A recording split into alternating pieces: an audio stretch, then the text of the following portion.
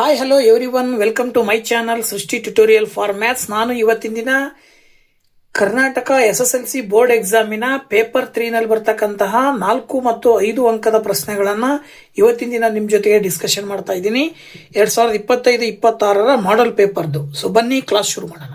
So ಈ ಒಂದು 25-26 ಮೂರನೇ set English medium question paper ನಲ್ಲಿ ಬರುವಂತಹ ಮೊದಲ 4 ಪ್ರಶ್ನೆ 4 ಅಂಕದ ಮೊದಲ 2 ಕ್ವಶನ್ಸ್ ನ ಹಿಂದಿನ ವಿಡಿಯೋದಲ್ಲಿ ಅಪ್ಲೋಡ್ ಮಾಡಿದ್ದೀನಿ. ಸೊ ದಯವಿಟ್ಟು ಯಾರು ನಮ್ಮ ಒಂದು ವಿಡಿಯೋನ ನೋಡಿಲ್ವೋ ವಿಡಿಯೋ ನೋಡಿ ಅಂತ ಹೇಳ್ತಾ, ಸೊ ಬನ್ನಿ 36ನೇ ಕ್ವಶನ್ 4 ಅಂಕದ ಥೇರಮಿಗೆ ಸಂಬಂಧಪಟ್ಟಿರ್ತಕ್ಕಂತಹ ಕ್ವಶನ್ಸ್ ಅನ್ನ ನೋಡೋಣ. ಸೊ ಅದರಲ್ಲಿ 2 ಥೇರಮ್ ಅನ್ನ ಕೊಟ್ಟಿದ್ದಾರೆ, ಆಪ್ಷನ್ ಕೊಟ್ಟಿದ್ದಾರೆ. ಸೊ ನೀವು 2ರಲ್ಲಿ ಒಂದನ್ನ ಸೆಲೆಕ್ಟ್ ಮಾಡಬೇಕಾಗತ್ತೆ. ಸೊ ಈಗ ಮೊದಲನೇದನ್ನ ನೋಡೋದಾದ್ರೆ, prove that if in two triangles corresponding angles are equal, then their corresponding sides are in the same ratio or in proportion, and hence the two triangles are similar ಅಂತ ನೀವು prove ಮಾಡಬೇಕು. ಹೇಗಪ್ಪ prove ಮಾಡೋದು ಇದನ್ನ ಅಂತ ನೋಡೋದಾದ್ರೆ, so ನೋಡಿ, theorem ನ ಸ್ಟೇಟ್ಮೆಂಟ್ ಹೇಳೋ ಪ್ರಕಾರ ABC ಮತ್ತು DEF ಅನ್ನುವಂತಹ 2 ಟ್ರಯಾಂಗಲ್ ನಲ್ಲಿ ABC ಮತ್ತು DEF ನಲ್ಲಿ ಎಲ್ಲಾ ಕರೆಸ್ಪಾಂಡಿಂಗ್ ಆಂಗಲ್ಸ್ ಈಕ್ವಲ್ ಇದಾವೆ ಅಂತ ಕೊಟ್ಟಿದ್ದಾರೆ ಅವರು. ಅಂದ್ರೆ angle A is equal to angle D ಇರುತ್ತೆ, ಹಾಗೇನೆ angle B is equal to angle E ಇರುತ್ತೆ. ಅದೇ ರೀತಿ ಮತ್ತೆ ಇನ್ನೊಂದು angle C is equal to angle F ಅಂತ ಕೊಟ್ಟಿದ್ದಾರೆ ಅವರು. ಓಕೆನಾ?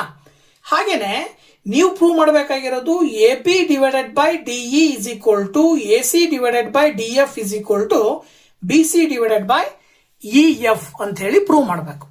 ಸೊ ಇದನ್ನ ಪ್ರೂವ್ ಮಾಡಬೇಕು. ಜೊತೆಗೆ ಈ 2 ಟ್ರಯಾಂಗಲ್ ಸಿಮಿಲರ್ ಅನ್ನೋದನ್ನು ಕೂಡ ಹೇಳ್ಬೇಕು. Triangle ABC similar to triangle DEF. So ಇದನ್ನ ಸಿಮಿಲರ್ ಅಂತ ಹೇಳ್ಬೇಕು ಅಂದ್ರೆ ನಾವು ಜಸ್ಟ್ ಒಂದು ಕನ್ಸ್ಟ್ರಕ್ಷನ್ ಮಾಡ್ಕೋಬೇಕಾಗತ್ತೆ. ಏನಪ್ಪಾ ಅಂತ ಹೇಳಿದ್ರೆ, AB ಯ ಮೆಜರ್ಮೆಂಟ್ ಎಷ್ಟಿರುತ್ತೋ ಅಷ್ಟೇ ಮೆಜರ್ಮೆಂಟ್ ಅನ್ನ D ಇಂದ E ಮೇಲೆ ಪಾಯಿಂಟ್ P ಅನ್ನ ಮಾರ್ಕ್ ಮಾಡ್ಕೋಬೇಕು. ಅದೇ ರೀತಿ AC ಯ ಮೆಜರ್ಮೆಂಟ್ ಇರೋ ರೀತಿನಲ್ಲೇ DF ಮೇಲೆ ಒಂದು ಪಾಯಿಂಟ್ ಅನ್ನ ಮಾರ್ಕ್ ಮಾಡಿ P ಮತ್ತೆ Q ಅಂತ ಹೆಸರು ಕೊಡಬೇಕು. ಜೊತೆಗೆ ಆ 2 ಪಾಯಿಂಟ್ಸ್ ಅನ್ನ ಜಾಯಿನ್ ಮಾಡಿದ್ರೆ PQ ಅಂತಕ್ಕಂಥ ಲೈನ್ ಜಾಯಿನ್ ಆಗುತ್ತೆ. ಈಗ ನೀವೇನ್ ಮಾಡಬೇಕು? ಪ್ರೂಫ್. ಈಗ ನೀವು ಮೊದಲನೇದಾಗಿ ಏನ್ ಮಾಡ್ತೀರಾ ಅಂದ್ರೆ, ಟ್ರಯಾಂಗಲ್ ABC ಮತ್ತೆ ಟ್ರಯಾಂಗಲ್ DPQ ಅನ್ನ ಕನ್ಸಿಡರ್ ಮಾಡಬೇಕು. ನೋಡಿ, ಟ್ರಯಾಂಗಲ್ ABC ಮತ್ತೆ ಟ್ರಯಾಂಗಲ್ DPQ ನಲ್ಲಿ ಗಿವನ್ ಕೊಟ್ಟಿದ್ದಾರೆ ಏನು, ಎ ಮತ್ತೆ ಡಿ 2 ಈಕ್ವಲ್. ಓಕೆನಾ? Angle A is equal to angle D equal. ಹಾಗೆ ನಾವು ಕನ್ಸ್ಟ್ರಕ್ಷನ್ ಮಾಡ್ಕೊಂಡಿದೀವಿ, AB ಯ ಮೆಜರ್ಮೆಂಟ್ DP ಯ ಮೆಜರ್ಮೆಂಟ್ ಈಕ್ವಲ್, AC ಯ ಮೆಜರ್ಮೆಂಟ್ DQ ನ measurement equal. So that AB is equal to DP, AC is equal to DQ. So that is construction. ಅಲ್ಲಿಗೆ 2 side ಒಂದು angle equal ಇರೋದ್ರಿಂದ SAS ರೂಲ್ ನ ಆಧಾರದ ಮೇಲೆ triangle ABC similar to triangle DPQ ಅಥವಾ congruent ಅಂತ ಹೇಳಿ ಕೂಡ ಹೇಳ್ಬೋದು ನಾವು. ಸೊ ABC ಮತ್ತೆ DPQ ಕಾಂಗ್ರುಯೆಂಟ್ ಅಂತಂದ್ರೆ ಕರೆಸ್ಪಾಂಡಿಂಗ್ ಪಾರ್ಟ್ಸ್ ಎಲ್ಲ ಏನಾಗಿರ್ತವೆ, ಈಕ್ವಲ್ ಆಗಿರ್ತವೆ. ಸೊ ಇದ್ರ ಆಧಾರದ ಮೇಲೆ ಆಂಗಲ್ ಬಿ ಗೆ ಆಂಗಲ್ ಪಿ ಈಕ್ವಲ್, ಹಾಗೇನೆ ಆಂಗಲ್ ಸಿ ಗೆ ಆಂಗಲ್ ಕ್ಯೂ ಈಕ್ವಲ್ ಅಂತ ತಗೊಂಡಿವೆ ಅಂತ ಹೇಳಿದ್ರೆ, ಯಾವಾಗ ಈ 2 ಆಂಗಲ್ ಈಕ್ವಲ್ ಇರ್ತಾವೋ ಹಾಗೆ ಈ 2 ಆಂಗಲ್ ಈಕ್ವಲ್ ಇರ್ತಾವೋ, ಪಿ ಕ್ಯೂ ಮತ್ತೆ ಇ ಎಫ್ ಏನಾಗಿರ್ತವೆ, ಪ್ಯಾರಲಲ್ ಆಗಿರ್ತವೆ. So that P Q is parallel to E F ಅಂತ ತಗೊಳ್ತೀವ. ಸೊ ಅಲ್ಲಿಗೆ P Q is parallel to E F ಆಯ್ತು ಅಂತ ಹೇಳಿದ್ರೆ ಅದರ ಅರ್ಥ ಏನ್ ಹೇಳ್ತೀವಿ ನಾವು, according to basic proportionality theorem, B P by PE is equal to DP by QF ಅಂತ ಹೇಳ್ತೀವಿ. ಅಂದ್ರೆ DP ಅಂತ ಹೇಳಿದ್ರೆ ನಾವೇನ್ ತಗೊಳ್ಬಹುದು ಇಲ್ಲಿ, DP ಅಂತಂದ್ರೆ DP ಡಿವೈಡೆಡ್ ಬೈ PE ಇರೋದನ್ನ ನಾವು DE ಡಿವೈಡೆಡ್ ಬೈ DP ಅಂತ ಹೇಳಿ ಕೂಡ ಹೇಳ್ತೀವಿ. ಹಾಗೇನೆ DF ಡಿವೈಡೆಡ್ ಬೈ DQ ಅಂತ ಹೇಳಿ ಕೂಡ ಹೇಳ್ತೀವಿ CBPT ಯ ಆಧಾರದ ಮೇಲೆ. ಸೊ ಈಗ DE ಅಂತ ಹೇಳಿದ್ರೆ ಕೆಳಗಡೆ DP ಅಂತಿದ್ರೆ ನಾವು AB ಗೆ ಈಕ್ವಲ್ ಅಂತ ನಾವೇ ಕನ್ಸ್ಟ್ರಕ್ಷನ್ ಮಾಡ್ಕೊಂಡಿರೋದ್ರಿಂದ DE ಬದಲಾಗಿ AB ಅಂತ ತಗೊಳ್ತೀವಿ. ಹಾಗೇನೆ DQ ನ ಬದಲಾಗಿ ನಾವು AC ಅಂತ ತಗೊಳ್ತೀವಿ. ಅಲ್ಲಿಗೆ ನಾವಿಲ್ಲಿ ಏನ್ ಹೇಳ್ಬೋದು, AB ಡಿವೈಡೆಡ್ ಬೈ DE ಉಲ್ಟಾ ಬರೀತಿದೀವಿ ಅಷ್ಟೇ ನಾವು.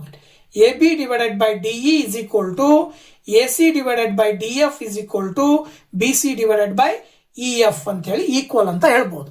ಸೊ ಅವಾಗ ಯಾವಾಗ all corresponding sides are in the same ratio, then those 2 triangles are similar. So that triangle ABC similar to triangle DEF ಅಂತ ಹೇಳ್ತೀವಿ. So hence it is proved ಅಂತ ಹೇಳ್ಬೇಕಾಗತ್ತೆ ನೀವು. ಓಕೆನಾ? ಸೊ ಹಾಗೆ 36ರಲ್ಲೇ ನೆಕ್ಸ್ಟ್ ಸೆಕೆಂಡ್ ಆಪ್ಷನ್ ಬಂದ್ಬಿಟ್ಟು ಅದು ಕೂಡ ಥೇರಮ್ ನ ಸ್ಟೇಟ್ಮೆಂಟ್ ಹೇಳ್ತಾ ಇದೆ, prove that if one angle of a triangle is equal to one angle of the other triangle and the sides including these angles are proportional, then the two triangles are similar ಅಂತ ಕೊಟ್ಟಿದ್ದಾರೆ.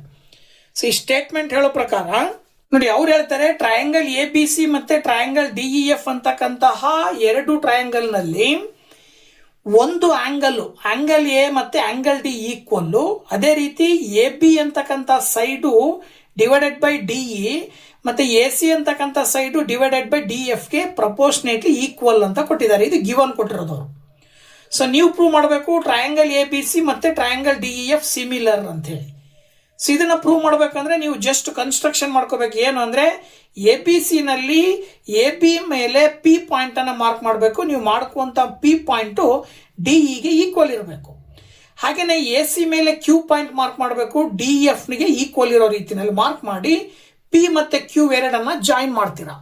ಇದಾದ ನಂತರ so ನೀವು ಇದನ್ನ ಹೇಗೆ prove ಮಾಡಬಹುದು ಅಂತ ನೋಡಿದ್ರೆ, ಮೊದಲು ನೀವು ಟ್ರಯಾಂಗಲ್ ಎ ಪಿ ಕ್ಯೂ ಮತ್ತೆ ಟ್ರಯಾಂಗಲ್ DEF ಅನ್ನ ಕನ್ಸಿಡರ್ ಮಾಡಿದ್ರೆ, ಇದರಲ್ಲಿ ನಾವೇ ಕನ್ಸ್ಟ್ರಕ್ಷನ್ ಮಾಡ್ಕೊಂಡಿರೋದು A P by DE, A P is equal to DE, ಹಾಗೇನೆ ಇನ್ನೊಂದು ಯಾವುದು A Q is equal to DF, ಆಮೇಲೆ ಆಂಗಲ್ ಗಿವನ್ ಅವರೇ ಕೊಟ್ಟಿದ್ದಾರೆ angle A is equal to angle D. ಇವಿಷ್ಟರ ಆಧಾರದ ಮೇಲೆ SIS ರೂಲ್ ನ ಆಧಾರದ ಮೇಲೆ triangle A P Q is congruent to triangle DEF ಅಂತ ಹೇಳ್ತೀವಿ ನಾವು. ಸೊ ಇವೆರಡು ಕಾಂಗ್ರುಯೆಂಟ್ ಆಗಿದಾವೆ ಅಂತ ಹೇಳಿದ್ರೆ angle E is equal to angle P ಇರುತ್ತೆ, ಹಾಗೇನೆ angle F is equal to angle Q ಇರುತ್ತೆ. ಅದರ ಅರ್ಥ ಆಂಗಲ್ ಬಿ ಮತ್ತೆ angle P equal, angle C ಮತ್ತೆ ಆಂಗಲ್ ಕ್ಯೂ ಈಕ್ವಲ್ ಅಂತ. ಯಾವಾಗ ಅಂದ್ರೆ ಈ P Q is parallel to B C ಇದ್ದಾಗ. So P Q is parallel to B C ಆಗಿದೆ ಅಂತ ಹೇಳಿದ್ರೆ ಅದರ ಅರ್ಥ ಏನು, ಪಿ ಕ್ಯೂ ಮತ್ತೆ ಬಿ ಸಿ ಎರಡು ಪ್ಯಾರಲಲ್ ಆಗಿದಾವೆ ಅಂದ್ರೆ ಆಂಗಲ್ ಪಿ ಮತ್ತೆ ಆಂಗಲ್ ಬಿ, ಹಾಗೆ ಆಂಗಲ್ ಕ್ಯೂ ಮತ್ತೆ ಆಂಗಲ್ ಸಿ ಈಕ್ವಲ್. ಇದರ ಆಧಾರದ ಮೇಲೆ triangle A P Q is similar to congruent to triangle DEF ಅಂತ ಹೇಳ್ತೀವಿ ನಾವು. ಈ ಎರಡು ಟ್ರಯಾಂಗಲ್ ಕಾಂಗ್ರುಯೆಂಟ್ ಆಗಿದೆ ಅಂತ ಹೇಳಿದ್ರೆ ಅದರ ಅರ್ಥ ಏನು, ಎ ಬಿ ಸಿ ಅನ್ನೋದು DEF ಗೆ ಸಿಮಿಲರ್ ಆಗಿದೆ. ಹೆಂಗ್ ಹೇಳ್ತೀರಿ ನೀವು ನೋಡಿ, A P divided by DE ಅಂತ ಹೇಳ್ತೀವಿ, ಅಥವಾ ನಾವಿಲ್ಲಿ A B divided by DE ಅಂತ ಹೇಳಿ ಕೂಡ ಹೇಳ್ಬೋದು. ಹಾಗೇನೆ A Q divided by DF ಅಂತ ಹೇಳ್ತೀವಿ, ಅದೇ ರೀತಿ A C divided by DF ಅಂತ ಹೇಳ್ಬೋದು. So B C divided by EF ಆಗುತ್ತೆ. ಅಲ್ಲಿಗೆ triangle A B C similar to triangle DEF ಅಂತ ಹೇಳಿ ನಾವು ಸುಲಭವಾಗಿ ಹೇಳಬಹುದು. ಸೊ ನೆಕ್ಸ್ಟ್ 37th ಕ್ವಶನ್ ಹೇಳ್ತಾ ಇದೆ, a straight highway leads to the foot of a tower as shown in the figure. ಒಂದು ಟವರ್ ಇದೆ and a person standing at the top of the tower ಮೇಲೆ ಒಬ್ಬ ವ್ಯಕ್ತಿ ನಿಂತಿದ್ದಾನೆ. Observes a car at the point C with an angle of depression 60 degree. ಈ C ನಲ್ಲಿ ಒಂದು car ನಿಂತಿದೆ, ಕಾರ್ನ ನೋಡ್ತಾ ಇದ್ದಾನೆ, ಅವಾಗ ಆಂಗಲ್ ಆಫ್ ಡಿಪ್ರೆಷನ್ ಬಂದು 60 ಡಿಗ್ರಿ ಬರ್ತಾ ಇದೆ. So and then which is moving away from the foot of the tower with a uniform speed. ಈ ಕಾರು ಟವರ್ ನಿಂದ ಮುಂದಕ್ಕೆ ಹೋಗ್ತಾ ಇದೆ ಯೂನಿಫಾರ್ಮ್ ಸ್ಪೀಡ್ ಅಲ್ಲಿ.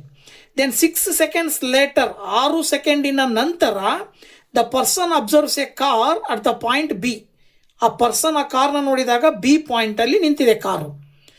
ಅವಾಗ ಆಂಗಲ್ ಆಫ್ ಡಿಪ್ರೆಷನ್ ಬಂದ್ಬಿಟ್ಟು 30 ಡಿಗ್ರಿ ಫಾರ್ಮೇಶನ್ ಆಗಿದೆ. So find the time taken by the car to reach the point B. B point ಅನ್ನ ರೀಚ್ ಆಗ್ಲಿಕ್ಕೆ ಕಾರ್ ಎಷ್ಟು ಟೈಮ್ ಅನ್ನ ತಗೊಳ್ತು from foot of the tower ನಿಂದ, ಅಂದ್ರೆ ಇಲ್ಲಿಂದ ಎಷ್ಟು ಟೈಮ್ ಅನ್ನ ತಗೊಳುತ್ತೆ ಅಂತ. If the height of the tower is 30 metre, ಟವರ್ನ ಹೈಟ್ ಏನಾದರೂ 30 ಮೀಟರ್ ಹೈಟ್ ಆಗಿದ್ರೆ ನೀವೇನು ಕಂಡುಹಿಡಿಬೇಕಂತೆ, find the distance between the top of the tower and the point B. ಈ ಪಾಯಿಂಟ್ ಬಿ ಇಂದ ಟಾಪ್ ಆಫ್ ದ ಟವರ್ ಇರುವಂತ ಡಿಸ್ಟೆನ್ಸ್ ಅನ್ನ ಕಂಡುಹಿಡಿಯಿರಿ ಅಂತ ಕೇಳಿದ್ದಾರೆ. ಓಕೆನಾ? ಸೊ ನೋಡಿ, ಇಲ್ಲಿ ಅವ್ರು ಹೇಳೋ ಪ್ರಕಾರ ಎ ಡಿ ಅಂತಕ್ಕಂಥದ್ದು ಒಂದು ಟವರ್. ಸೊ ಎ ಡಿ ಅನ್ನುವಂಥ ಟವರ್ ನಲ್ಲಿ ಡಿ ಇಂದ ಕಾರ್ ಪ್ರಾರಂಭ ಆಗಿ ಸಿ ಪಾಯಿಂಟ್ಗೆ ಹೋಗುತ್ತೆ, ಸಿ ದಿಂದ ಬಿ ಹೋಗುತ್ತೆ. ಓಕೆನಾ? ಈ ಟವರ್ನ ಹೈಟ್ ಬಂದ್ಬಿಟ್ಟು ಎ ಡಿ ಅಂತ ತಗೊಳ್ತೀವಿ ನಾವು. ಆಗ ಇಲ್ಲಿ ಡಿ ನಲ್ಲಿರುವಂತ ಕಾರು ಸಿ ಪಾಯಿಂಟಿಗೆ ಬಂದಾಗ ಆಂಗಲ್ ಆಫ್ ಡಿಪ್ರೆಷನ್ 60 ಡಿಗ್ರಿ. ಆಗ ಇದರ ಆಲ್ಟರ್ನೇಟ್ ಆಂಗಲ್, ಇದು ಸಿ ಆಂಗಲ್ ಸಿ ಏನು ಬರುತ್ತೆ ಅವಾಗ 60 ಡಿಗ್ರಿ ಬರುತ್ತೆ. ಸೊ ಇದರ ಆಧಾರದ ಮೇಲೆ ಇಲ್ಲಿಂದ ಮತ್ತೆ ಬಿ ಪಾಯಿಂಟ್ಗೆ ಕಾರ್ ಮೂವ್ ಆಗುತ್ತೆ, ಅವಾಗ ಆಂಗಲ್ ಆಫ್ ಡಿಪ್ರೆಷನ್ 30 ಡಿಗ್ರಿ ಬರುತ್ತೆ. ಅಲ್ಲಿಗೆ ಈ ಆಂಗಲ್ ಕೂಡ 30 ಡಿಗ್ರಿ ಬರುತ್ತೆ. ಸೊ ಹಾಗಿದ್ರೆ ಈಗ ಮನುಷ್ಯ ಈ ಪ್ಲೇಸ್ ಅಲ್ಲಿ ಎ ಪಾಯಿಂಟ್ ಅಲ್ಲಿ ನಿಂತ್ಕೊಂಡು ಕಾರ್ನ ನೋಡ್ತಾ ಇದ್ದಾನೆ ಅಂತ ಅಂದಾಗ ನಾವು ಮೊದಲು ಏನ್ ಮಾಡಬೇಕು ಅಂತ ಹೇಳಿದ್ರೆ, ಎ ಬಿಯ ಒಂದು ಟವರ್ನ ಹೈಟಿನ ಆಧಾರದ ಮೇಲೆ ಕಾರ್ ಮೂವ್ ಆಗಿರುವಂತಹ ಡಿಸ್ಟೆನ್ಸ್ ಅನ್ನ ನೋಡ್ತಾ ಹೋಗ್ಬೇಕು.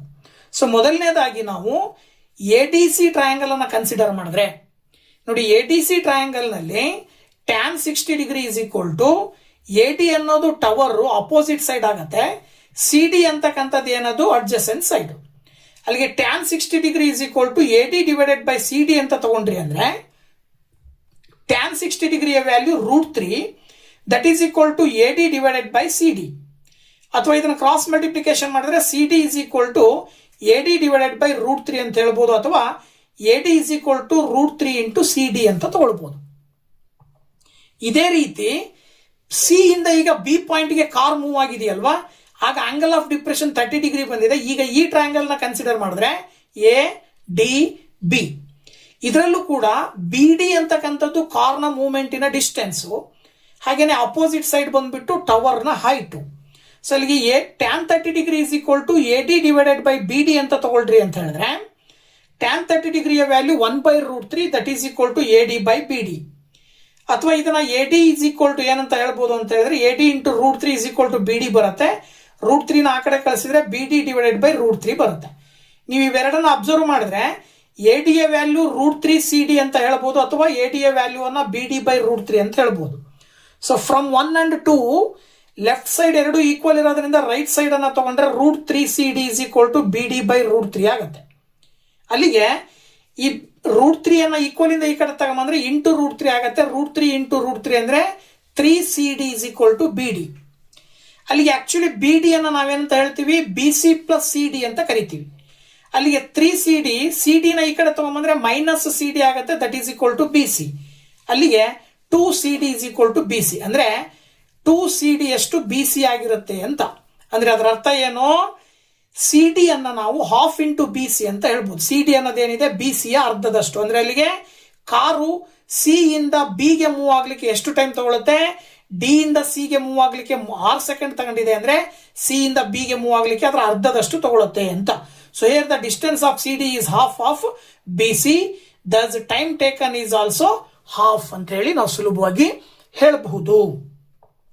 ಇನ್ನ ಮತ್ತೇನ್ ಕಂಡಿಡಿಯ ಕೇಳಿದರೆ, ಟಾಪ್ ಆಫ್ ದ ಟವರ್ ನಿಂದ ಪಾಯಿಂಟ್ ಬಿ ಗಿರುವಂತ ಡಿಸ್ಟೆನ್ಸ್.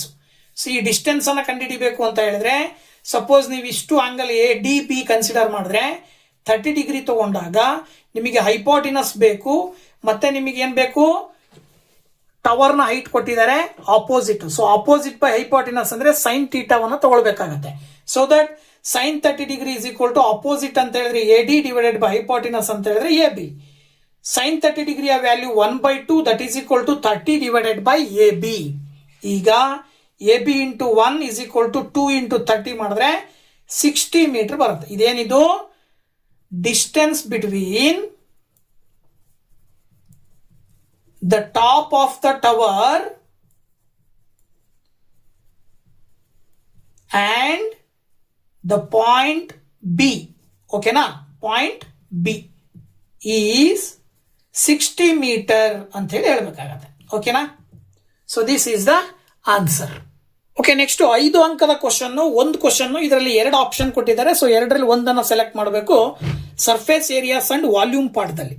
ಸೊ ಮೊದಲನೇ question, 2 solid cones of radii equal to the base radius of the cylinder are hollowed out from it is it as shown in the figure.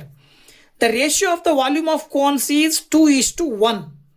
The diameter of the height of the cylinder are 6 cm and 21 cm respectively. Find the height of the volume of cones. Also find the volume of the remaining portion of the cylinder after the cones are hollowed out ಅಂತ ಹೇಳಿ. ಮೊದಲು ಒಂದು cylindrical shape ಅನ್ನು ಹೊಂದಿರುವ ಒಂದು solid ಇದೆ. ಅದ್ರ ಒಳಗಡೆ ಈ ಕಡೆ ಒಂದು ಕೋನು, ಈ ಕಡೆ ಒಂದು ಕೋನು ಕಟ್ ಮಾಡಿ ಹೊರಗಡೆ ತೆಗೆದಿದ್ದಾರೆ. ಸೊ ಕೋನ್ಗಳ ಪ್ರಮಾಣವನ್ನು ಕೊಟ್ಟಿದ್ದಾರೆ. ವಾಲ್ಯೂಮ್ ಬಂದ್ಬಿಟ್ಟು 2:1 ರೇಷಿಯೋದಲ್ಲಿ ಇರುತ್ತಂತೆ. ಹಾಗೇನೆ ಸಿಲಿಂಡರ್ನ ಹೈಟು ಮತ್ತೆ ಡಯಾಮೀಟರ್ನ ಕೊಟ್ಟಿದ್ದಾರೆ 6 ಸೆಂಟಿಮೀಟರ್ ಮತ್ತೆ ಇನ್ನೊಂದು 21 ಸೆಂಟಿಮೀಟರ್. ಹಾಗಿದ್ರೆ ಆ ಕೋನ್ಗಳನ್ನು ಹೊರಗಡೆ ತೆಗೆದಾಗ ಉಳಿದಂತ ರಿಮೈನಿಂಗ್ ಪೋರ್ಷನ್ನಿನ ವಾಲ್ಯೂಮ್ ಎಷ್ಟು ಅನ್ನೋದನ್ನ ಕೇಳಿದ್ದಾರೆ ಅವರು. ಓಕೆನಾ, ಸೊ ನೋಡಿ, ಕೊಟ್ಟಿರುವಂತ ಡಯಾಗ್ರಾಮಿನ ಆಧಾರದ ಮೇಲೆ ಡಯಾಮೀಟರ್ ಬಂದು 6 ಸೆಂಟಿಮೀಟರ್ ಸಿಲಿಂಡರ್ನ ಡಯಾಮೀಟರ್. ಅದನ್ನು ನಾವು ಅರ್ಥ ಮಾಡ್ಕೊಂಡಿವಿ ಅಂತ ಹೇಳಿದ್ರೆ ರೇಡಿಯಸ್ ಬಂದು 3 ಸೆಂಟಿಮೀಟರ್ ಬರುತ್ತೆ. ಹಾಗೆ ಸಿಲಿಂಡರಿನ ಹೈಟ್ ಬಂದ್ಬಿಟ್ಟು 21 ಸೆಂಟಿಮೀಟರ್ ಇದೆ. ಇಲ್ಲಿ H1 ಮತ್ತೆ H2 ಅನ್ನ ಕನ್ಸಿಡರ್ ಮಾಡಿದ್ರೆ H1 plus H2 is equal to 21 ಅಂತೇಳಿ. ಅಂದ್ರೆ ಅದರ ಅರ್ಥ ಒಂದು ಕೋನಿನ ಹೈಟು ಪ್ಲಸ್ ಇನ್ನೊಂದು ಕೋನಿನ ಹೈಟು, ಎರಡೂ ಕೋನಿನ ಟೋಟಲ್ ಹೈಟ್ ಬಂದ್ಬಿಟ್ಟು 21 ಸೆಂಟಿಮೀಟರ್. ಈಗ V1 ಮತ್ತೆ V2 volume of cone first ಮತ್ತೆ ವಾಲ್ಯೂಮ್ ಆಫ್ ಕೋನ್ ಸೆಕೆಂಡ್ ಇನ್ನ ರೇಷಿಯೋ ಕೊಟ್ಟಿದ್ದಾರೆ 2:1 ಅಂತೇಳಿ. ಅಲ್ಲಿಗೆ V1 ಬೈ V2 ಮಾಡಿದ್ರೆ 2/1 ಆಗುತ್ತೆ. ವಾಲ್ಯೂಮ್ ಆಫ್ ಕೋನ್ ಅನ್ನು ನಾವು 1/3 πr² H1 ಅಂತ ತಗೊಳ್ತೀವಿ, ಡಿವೈಡೆಡ್ ಬೈ 1/3 πr² H2 ಅಂತ ತಗೊಳ್ತೀವಿ. That is equal to 2/1. ಇಲ್ಲಿ ನೀವು 1/3 πr² 1/3 πr² ಕ್ಯಾನ್ಸಲ್ ಮಾಡಿದ್ರೆ H1 divided by H2 is equal to 2/1 ಆಗುತ್ತೆ. ಕ್ರಾಸ್ ಮಲ್ಟಿಪ್ಲಿಕೇಶನ್ ಮಾಡಿದ್ರೆ H1 is equal to 2 into H2. ಅಂದ್ರೆ ಇದರ ಅರ್ಥ ಏನು, ಒಂದನೇ ಸಿಲಿಂಡರಿನ ಹೈಟು ಇನ್ನೊಂದು ಸಿಲಿಂಡರಿನ 2ರಷ್ಟಿರುತ್ತೆ ಅಂತ ಅರ್ಥ. ಸೊ ಹಾಗಾಗಿ H1 plus H2 is equal to 21 ಇದೆ ಅಂತ ಹೇಳಿದ್ರೆ H1 ಅಂತ ಹೇಳಿದ್ರೆ 2 ಇಂಟು H2 ನ ವ್ಯಾಲ್ಯೂ ಅನ್ನು ಅಪ್ಲೈ ಮಾಡಿದಾಗ 2H2 ಪ್ಲಸ್ H2 ಮಾಡಿದ್ರೆ 3H2 ಈಸ್ ಈಕ್ವಲ್ ಟು 21 ಆಗುತ್ತೆ. Then H2 is equal to 7. ಒಂದು ಕೋನಿನ ಹೈಟ್ ಸಿಕ್ತು 7 ಸೆಂಟಿಮೀಟರ್. ಆದ್ರೆ ಇನ್ನೊಂದು ಕೋನಿನ ಹೈಟು ಈ 21ರಲ್ಲಿ 7 ಕಳೆದ್ರಿ ಅಂದ್ರೆ 14 ಸೆಂಟಿಮೀಟರ್ ಬರುತ್ತೆ. ಸೊ ಒಂದು ಕೋನಿನ ಹೈಟು 7 ಸೆಂಟಿಮೀಟರ್, ಇನ್ನೊಂದು ಕೋನಿನ ಹೈಟು 14 ಸೆಂಟಿಮೀಟರ್.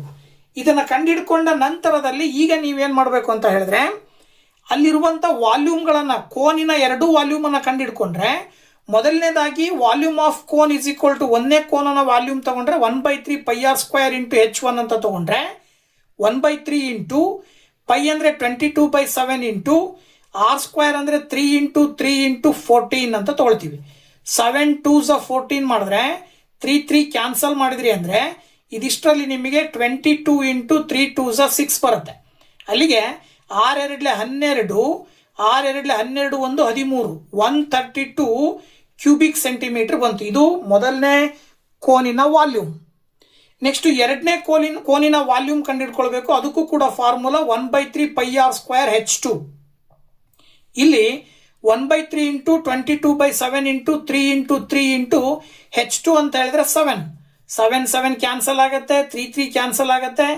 ದೆನ್ 22 ಇಂಟು 3 ಮಾಡಿದ್ರೆ 66 ಬರುತ್ತೆ, 66 cubic centimetre.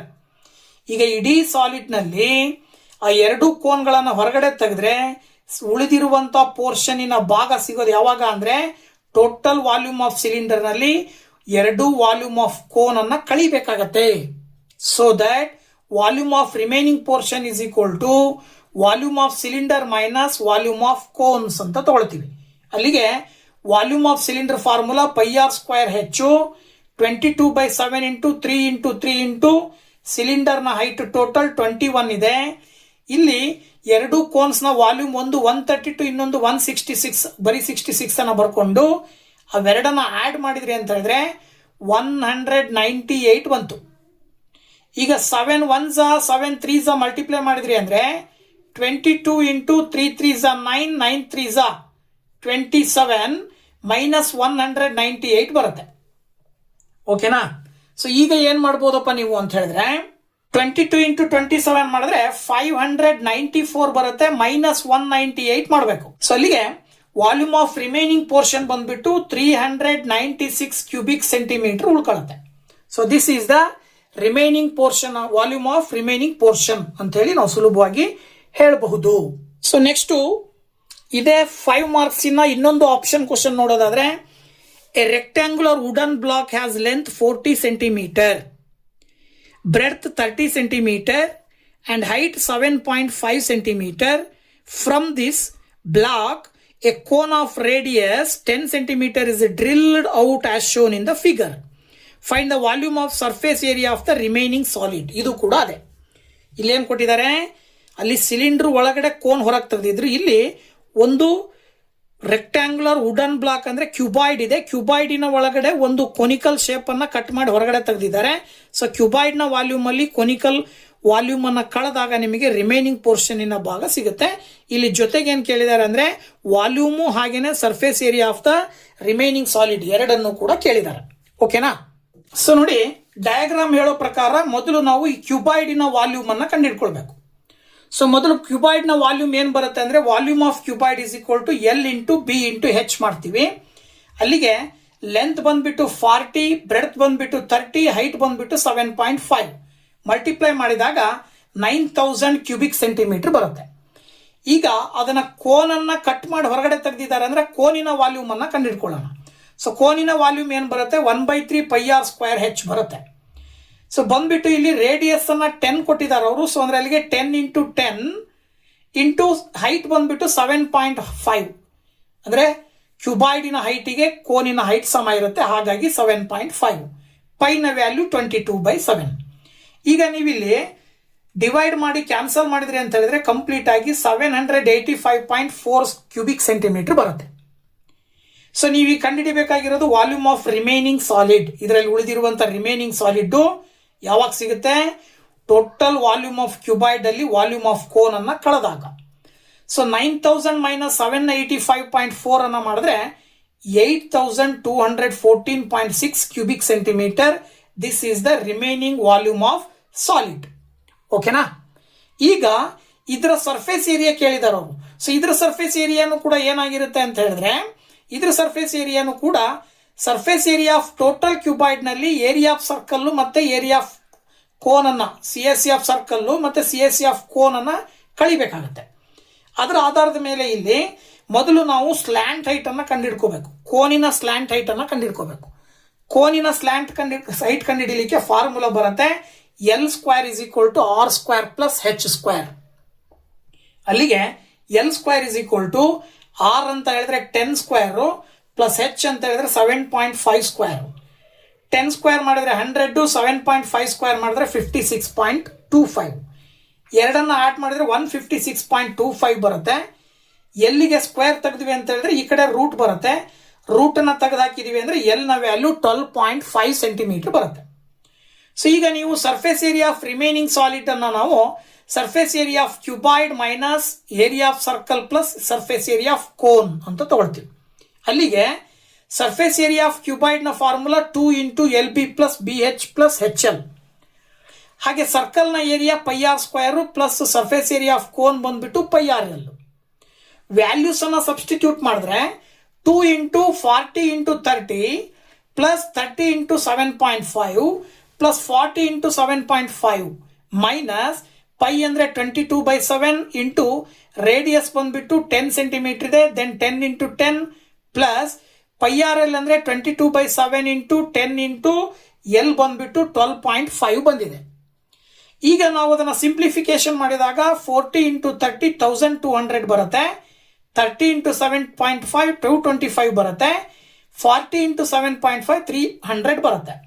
As it is ಇಲ್ಲಿ 22 × 10 × 10 100 / 7 ಆಗುತ್ತೆ, ಪ್ಲಸ್ ಇಲ್ಲಿ 125 ಬರುತ್ತೆ. 10 × 12.5 ಮಾಡಿದ್ರೆ ಇಂಟು 22/7. ಈಗ ಈ ಮೂರನ್ನ ಕೂಡಿ ಗುಣಿಸಿ 1200 225 300 ಕೂಡಿದ್ರೆ 1725 ಬರುತ್ತೆ. ಅದನ್ನ ಇಂಟು 2 ಮಾಡಿದ್ರೆ ಅಂದ್ರೆ 3450 ಬರುತ್ತೆ. ಹಾಗೆ ಇದನ್ನ 100 × 22/7 ಸಿಂಪ್ಲಿಫೈ ಮಾಡಿದ್ರೆ 314.29 ಬರುತ್ತೆ. ಇಲ್ಲಿ 125 × 22/7 ಅನ್ನ ಸಿಂಪ್ಲಿಫೈ ಮಾಡಿದ್ರೆ 392.84 ಬರುತ್ತೆ. ಈಗ ಏನ್ ಮಾಡಬೇಕು ಅಂತ ಹೇಳಿದ್ರೆ ಇವೆರಡನ್ನ ಕಳೆದಾಗ 392.84 ಅಲ್ಲಿ 314.29 ಅನ್ನ ಕಳೆದ್ರೆ 78.55 ಬರುತ್ತೆ. ನೆಕ್ಸ್ಟ್ 450ಗೆ 78.55 ಅನ್ನ ಆಡ್ ಮಾಡಿದ್ರಿ ಅಂದ್ರೆ 3528.55 square centimetre. This is the remaining surface area of solid ಅಂತ ಹೇಳಿ ನಾವು ಸುಲಭವಾಗಿ ಹೇಳಬಹುದು. SSLC ಬೋರ್ಡಿನ ಇಂಗ್ಲಿಷ್ ಮೀಡಿಯಂ 2025-26 ಮೂರನೇ ಮಾಡೆಲ್ ಪೇಪರ್ ಸೆಟ್ಟಿನ 4 ಮತ್ತು 5 ಅಂಕದ ಕ್ವಶನ್ಸ್ ನ ಇವತ್ತು ನಿಮ್ ಜೊತೆ ಹಂಚ್ಕೊಂಡಿದ್ದೀನಿ. ಸೊ ನೆಕ್ಸ್ಟ್ ಸೆಟ್ಟಿನ ಕ್ವಶನ್ಸ್ ಅನ್ನ ಮುಂದಿನ ವಿಡಿಯೋದಲ್ಲಿ ನಿಮ್ ಜೊತೆ ಹಂಚ್ಕೊಳ್ಳಿಕ್ ಬರ್ತೀನಿ ಅಂತ ಹೇಳ್ತಾ thank you very much. Bye bye.